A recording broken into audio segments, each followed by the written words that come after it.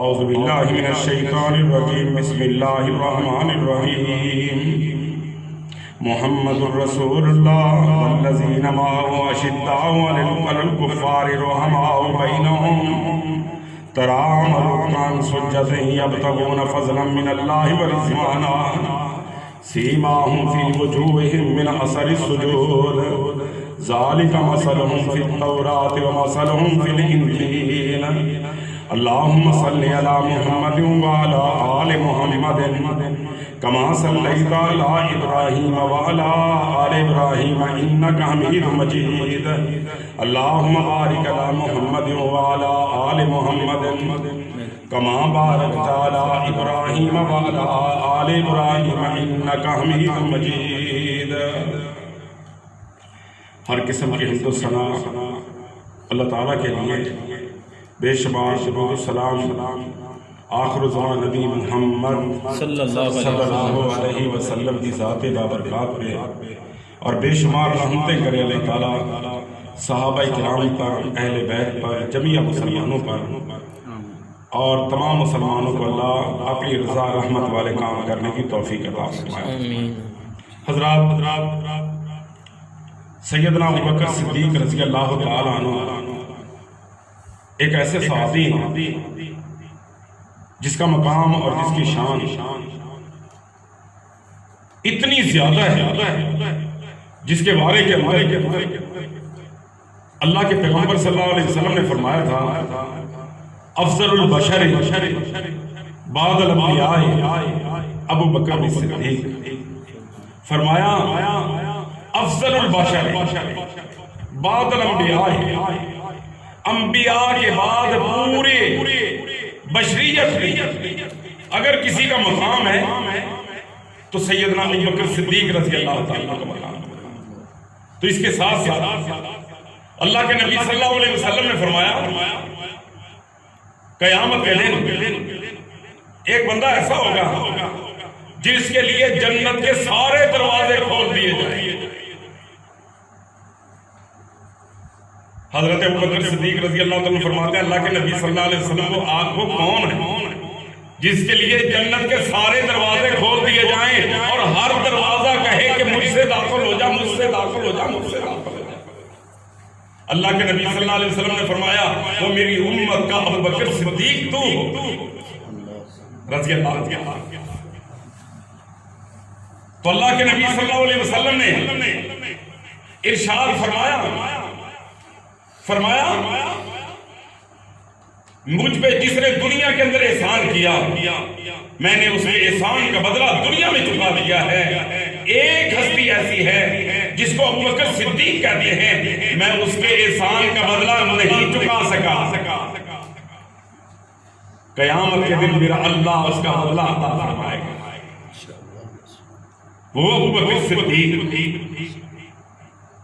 کروڑوں روپے اللہ کی رحمتیں اور انعام، تو کتنی شانوں والا تیرا مقام کتنا، رضی اللہ عنہم ورضوا عنہ، سارے کے سارے صحابہ کے لیے اللہ تبارک و تعالیٰ نے ایک ہی اعلان فرما دیا کہ اللہ ان پہ راضی ہے اور یہ اپنے رب رحمان سے راضی ہے۔ یہ انعام ہے میرے پیغمبر کے صحابہ کا۔ اور پھر ابوبکر صدیق کا رضی اللہ تعالیٰ عنہ، سیدنا عمر فاروق رضی اللہ تعالیٰ عنہ کا شان دیکھیں، مقام دیکھیں۔ میرے نبی علیہ الصلوۃ والسلام کا جہاں پہ روزہ پاک ہے، اللہ کی قسم ہے ہم سمجھتے ہیں اس زمین کی پشت پر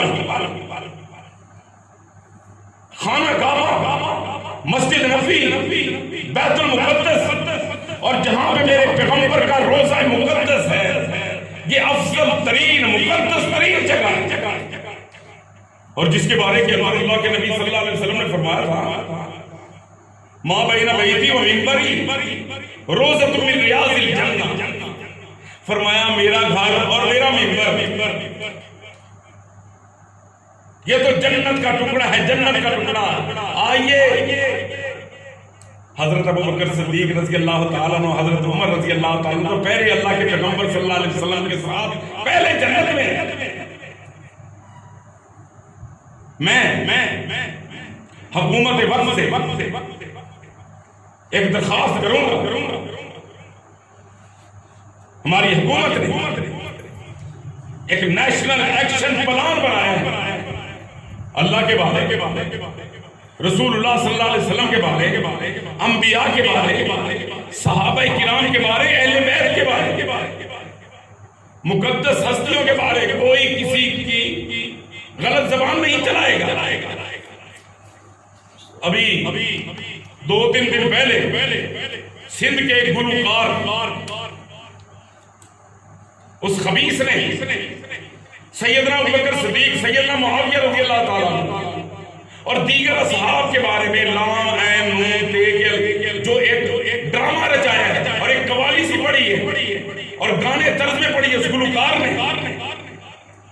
حکومت پاکستان سے میری درخواست ہے اگر علماء کرام مسجد کے سپیکر کے اندر 1 منٹ بات کر دے تو اس پہ نیشنل ایکشن پلان حرکت میں آ جاتا ہے. تو اس خبیث نے ہماری مقدس مسلمانوں کی ہستیوں پہ نعوذ باللہ جو غلیظ جملے بولے.